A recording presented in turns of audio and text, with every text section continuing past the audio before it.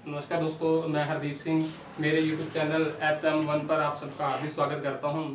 दोस्तों, जो हम आज का टॉपिक पढ़ेंगे, टॉपिक का नाम है गुप्त वंश। गुप्त वंश, इसके हम पूरे कालक्रम की अगर बात करें तो इसका पूरा कालक्रम है 240 ईस्वी से लेकर 550 ईस्वी तक गुप्त वंश ने शासन किया था। अब गुप्त वंश में हम जो बात करें, आरपीएससी की बुक है जो, इनमें इसके कालक्रम जो दिया हुआ है 275 ईस्वी से लेके 550 ईस्वी। अगर हमारे पास एग्जाम में इसके गुप्त वंश की स्थापना की अगर बात आती है तो 275 अगर ऑप्शन में आता है तो 275 अपने कर सकते हैं। अगर 275 ऑप्शन में नहीं है तब हम 240 को टिक करेंगे। अब हम अगर बात करें कि जो गुप्त वंश था, गुप्त वंश का सबसे इम्पोर्टेंट क्वेश्चन बनता है, सबसे पहला इम्पोर्टेंट क्वेश्चन बनता है जो 2016 की रीट में भी आया हुआ क्वेश्चन है। इसमें ये पूछा गया था कि भारतीय इतिहास का गोल्डन टाइम या गोल्डन पीरियड्स या स्वर्ण काल किसे कहा जाता है, तो वो क्लासिकल युग किसे कहा जाता है, तो वो गुप्त वंश है।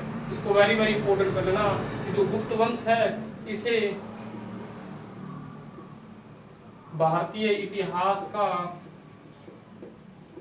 इतिहास का स्वर्ण काल कहा जाता है।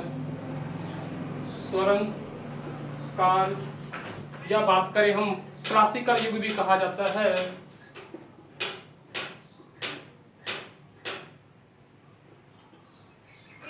पीरियड्स की बात हम करें तो उसे क्लासिकल टाइम भी या पीरियड्स भी कहा जाता है, क्योंकि इस काल में अगर बात आ जाए सोने की मुद्राओं की, तो सोने के सिक्के जो चले थे सबसे ज्यादा गुप्त वंश में ही चले थे।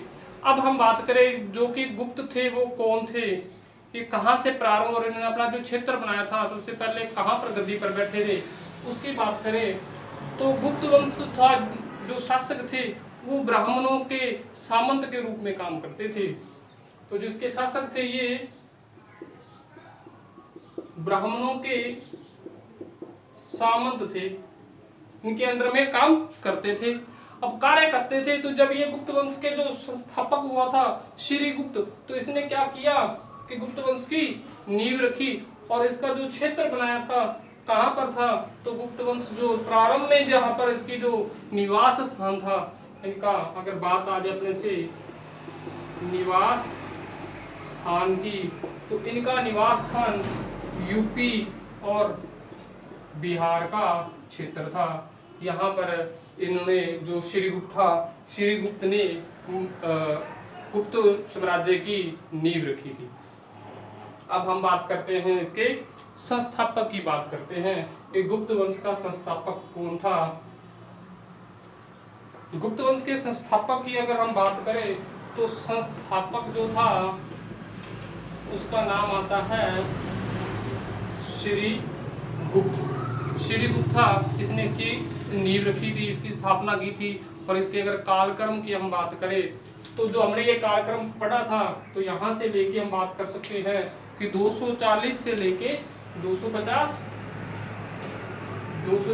ईस्वी से लेके 550 अगर 275 आता है आरबीएससी के अकॉर्डिंग तो 275 से लेके यहाँ आएगा, यहाँ पे आएगा 280 और यहाँ भी आएगा 280 कि जो श्रीगुप्त जो गद्दी पर बैठा था, तो ये अगर गाइडों के अकॉर्डिंग हम देखें तो 240 में बैठा और 280 तक। अगर हम आरबीएससी की बुक को प्रमाणिक रूप से देखें तो इसका जो कालक्रम था ये 275 से लेके 280 तक जो इसने शासन किया था, जो कि 5 साल। फिर इसने उपाधि की बात आ जाए, इसकी जो उपाधि थी, उपाधि इसकी महाराजा की। इस बंदे ने जैसे ही गद्दी पर बैठा, गद्दी पर बैठते ही इसने महाराजा की उपाधि ली। अब इसने अपनी राजधानी बनाई थी, जो इसकी राजधानी की हम बात करें तो इसने पाटलिपुत्र में अपनी राजधानी स्थापित की। फिर इसके बाद जो गद्दी पर शासक बैठा था श्रीगुप्त के बाद, तो इसका क्या कहलाएगा, उत्तराधिकारी। अगला शासक जो बैठा था उसका नाम था घटोत्कच। इन दोनों शासकों का, श्रीगुप्त का और घटोत्कच का, कोई ज्यादा इतना क्वेश्चन नहीं आता। इसका तो क्वेश्चन आता है संस्थापक कौन था गुप्त वंश का। घटोत्कच से कोई ज्यादा इंपॉर्टेंट क्वेश्चन नहीं बनता। तो इसका कालक्रम की बात करें तो 280 से लेके 320 ईस्वी तक ये गद्दी पर बैठा। इसने भी क्या की, इसकी जो उपाधि थी महाराजा की उपाधि थी। अब इसके बाद जो गद्दी पर बैठेगा वो वेरी वेरी इंपॉर्टेंट है गुप्त वंश के अकॉर्डिंग देखा जाए तो। उस शासक का नाम आता है चंद्रगुप्त प्रथम। चंद्रगुप्त प्रथम की हम अगर बात करेंगे तो इसके बाद घटोत्कच के बाद जो गद्दी पर बैठा था चंद्रगुप्त प्रथम, ये गद्दी पर बैठा 320 ईस्वी से लेके 335 तक गद्दी पर बैठा था। लगभग 15 साल गद्दी पर इसने शासन किया। अब इसके लिए क्वेश्चन पूछा जाता है कि गुप्त वंश का वास्तविक संस्थापक कौन था। तो गुप्त वंश का वास्तविक संस्थापक की बात आ जाए तो चंद्रगुप्त प्रथम था जो कि गुप्त वंश का वास्तविक संस्थापक। इसका मतलब ये कि जिसके कालक्रम में गुप्त वंश को ज्यादा लोग जानने लगे, ज्यादा प्रचार प्रसार हुआ, इसका साम्राज्य ज्यादा बढ़ा, तो कौन था, चंद्रगुप्त प्रथम के काल में। फिर हम बात करें कि इसकी उपाधि की हम बात करें कि इसने कौन सी उपाधि ली। इसकी जो उपाधि थी, इसने उपाधि ली थी महाराजा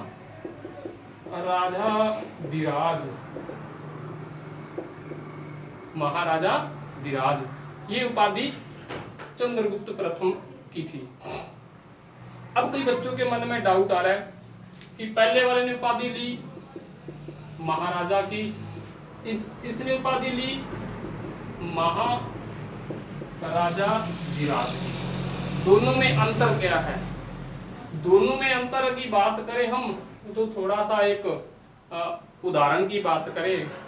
उदाहरण की बात में हम देखें कि एक लड़का तो अविवाहित और एक है विवाहित। कोई भी एक लड़का है वो भी अविवाहित है और एक है विवाहित। जब ये लड़का, जैसे मान लो ए नाम का लड़का है, ये बंदा जब अविवाहित था तो ये अपनी मर्जी का मालिक, मतलब कि कोई भी कार्य करता, उसने करना नहीं करना तो नहीं करना, जवाब दीजिए मैं नहीं करता, स्वतंत्र है, स्वतंत्र रूप से काम करता है। लेकिन जैसे इसकी शादी हो जाएगी, विवाहित हुआ, अब ये अगर इसको भी काम की होएगी तो इस बंदे को काम करना पड़ेगा मजबूरी में, क्योंकि अगर वो काम नहीं करेगा तो ये खत्म हो जाएगी, लड़ाई झगड़ा होगा। तो मजबूरी का नाम है, जैसे मैं कहते हैं कि मजबूरी में। यहाँ पर ऐसा ही इससे होगा कि महाराजा जो होगा, महाराजा तो किसी ना किसी के अधीन शासन करेगा, अधीन शासक। अगर बात करें इसकी तो ये आएगा स्वतंत्र शासक, कि ये बंदा स्वतंत्र अपनी मर्जी से काम करेगा, किसी के अधीन नहीं होगा। और ये बंदा किसी न किसी के अधीन, मतलब यहाँ विवाहित जोरू का गुलाम और यहाँ पर अविवाहित, इसको अपनी मर्जी से काम करना, करेगा नहीं करेगा तो नहीं करेगा। महाराजा और महाराजा धीराज की बात। फिर इससे जो वेरी वेरी इंपॉर्टेंट क्वेश्चन बनता है चंद्रगुप्त प्रथम से, इसने क्या किया कि लिच्छवी राजकुमारी थी जिसका नाम था कुमार देवी। लिच्छवी राजकुमारी जिसका नाम था कुमार देवी, इसके साथ इसने शादी की। और शादी की कुमार देवी के साथ इसने शादी की, क्योंकि इसने जो चंद्रगुप्त प्रथम ने हमने बात की थी, इस बंदे ने जैसे शादी की तो इसने क्या उपाधि ली थी, महाराजा धीराज की उपाधि ली थी। क्योंकि इस काल का अगर हम बात करें, जो लिच्छवी वंश था यह बहुत शक्तिशाली वंश था, बहुत ताकतवर वंश था। अब चंद्रगुप्त को के पास जब लिच्छवियों के भी सहयोग मिल गया तो इसने अपने आप को स्वतंत्र घोषित कर दिया कि अब मुझे किसी से डरने की जरूरत नहीं है, क्योंकि उस समय की जो सबसे ताकतवर शक्ति थी लिच्छवी वो उसके साथ थे। तो इसलिए इसने अपने आप को स्वतंत्र घोषित कर लिया था, महाराजाधिराज की उपाधि ली थी। फिर हम बात करें इसी की चंद्रगुप्त प्रथम की, इसने 319 ईस्वी में गुप्त संवत चलाया। ये भी इम्पोर्टेंट आ जाए क्वेश्चन कि गुप्त संवत किसके काल में चला, तो चंद्रगुप्त प्रथम के काल में चला। किसने चलाया, चंद्रगुप्त प्रथम ने। कब, 319 ईस्वी में। अब इसमें ज्यादातर किताबों में अपने को डाउट्स मिलते हैं, सीधा आपने देखते हैं भी इस बंदे के बाद, चंद्रगुप्त प्रथम के बाद सीधा हमें जो पढ़ाया जाता है कि कौन सा शासक गद्दी पर बैठा, हम पढ़ते हैं अभी समुद्रगुप्त गद्दी पर बैठा। लेकिन इसके बीच में एक लॉजिक है। लॉजिक क्या है कि ये जब अपने शासन के अंतिम समय में आएगा तो अंतिम समय में ये संन्यास धारण कर लेगा चंद्रगुप्त प्रथम, और अपना सारा का सारा राजपाट अपने पुत्र को सौंप कर चला जाएगा। पुत्र को सौंप कर ये चला जाएगा। तो इसका जो उत्तराधिकारी की बात करें तो चंद्रगुप्त प्रथम के 2 पुत्र थे। चंद्रगुप्त प्रथम के 2 पुत्र थे। 2 पुत्र कौन कौन से थे, एक का नाम था कांच और एक का नाम था समुद्रगुप्त। हमें जो किताबों में पढ़ाया जाता है, बुक्स में या कोचिंग सेंटर में, हमें डायरेक्ट चंद्रगुप्त प्रथम के बाद समुद्रगुप्त पढ़ाया जाता है, लेकिन इस कांच के बारे में कोई जिक्र नहीं मिलता। क्योंकि ये क्या है, इसका क्वेश्चन जो अपने आरएस वगैरह फर्स्ट ग्रेड की वगैरह के जो बच्चे हैं, स्टूडेंट्स हैं, उनके काम के हैं। तो चंद्रगुप्त प्रथम के बाद इसने अपना उत्तराधिकारी घोषित किया था, किसको, कांच को उत्तराधिकारी घोषित किया था, बड़े पुत्र को। लेकिन समुद्रगुप्त ने इसके साथ युद्ध किया, युद्ध करके इसको पराजित किया और स्वयं गद्दी पर या सिंहासन पर बैठा। तब जाके समुद्रगुप्त शासक बना था।